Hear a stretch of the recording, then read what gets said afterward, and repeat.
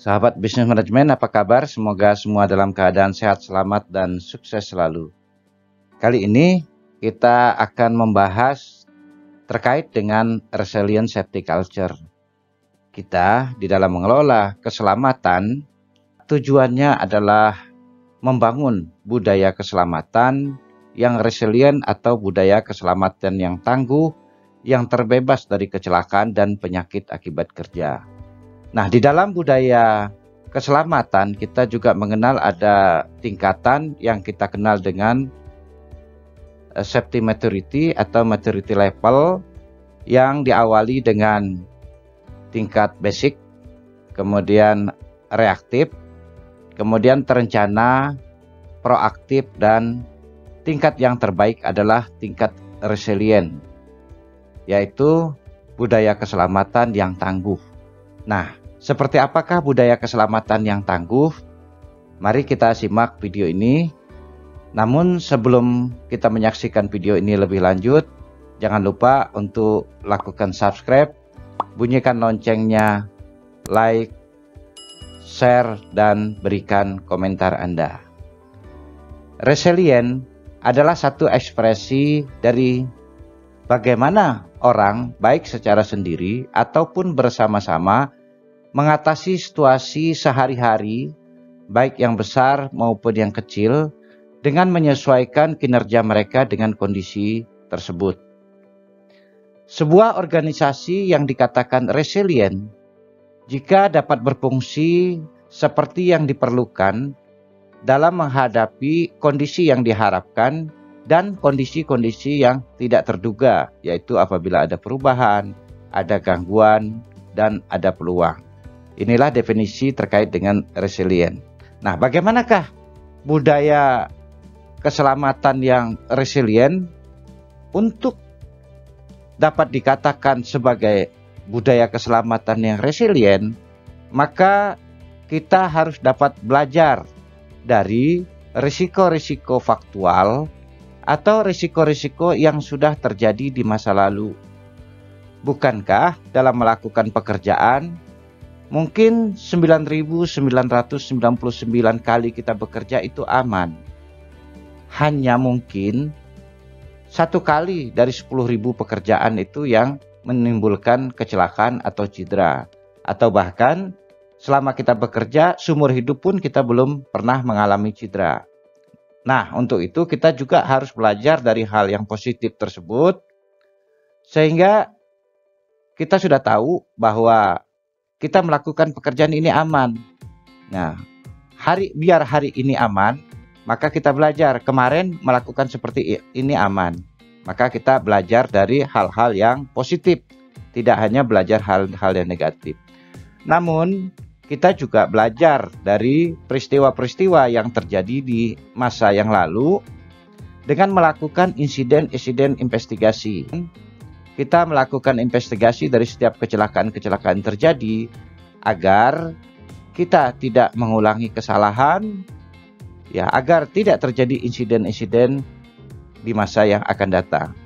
Dari yang hal positif kita belajar untuk meniru hal yang positif tersebut, ya, sehingga kita dapat mengulangi kesuksesan.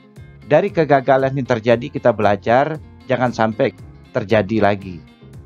Nah, yang kedua adalah kita dapat merespon segala risiko-risiko yang aktual yang saat ini terjadi. Dan kita juga dapat melakukan monitor terhadap risiko-risiko yang kritikal yang dapat menyebabkan cedera berat, hilangnya hari kerja, ataupun dapat menimbulkan kecelakaan yang bersifat fatal. Nah, artinya kita dapat mengelola risiko-risiko yang saat ini muncul atau risk of the person. Nah, risiko-risiko saat muncul ini adalah bagaimana keseharian kita melakukan aktivitas, dapat melakukan respon dan monitor terhadap kejadian-kejadian yang terjadi saat kita melakukan pekerjaan, baik kondisi-kondisi normal maupun kondisi-kondisi abnormal yang terjadi, di mana emergency response dapat kita lakukan dalam kondisi yang saat ini terjadi. Kemudian Yang keempat adalah dapat melakukan antisipasi terhadap risiko-risiko yang bersifat potensial, risiko-risiko yang mungkin dapat terjadi, atau risiko-risiko yang risk of the future atau yang mungkin akan terjadi. Sebelum risiko-risiko itu muncul, kita sudah melakukan antisipasi.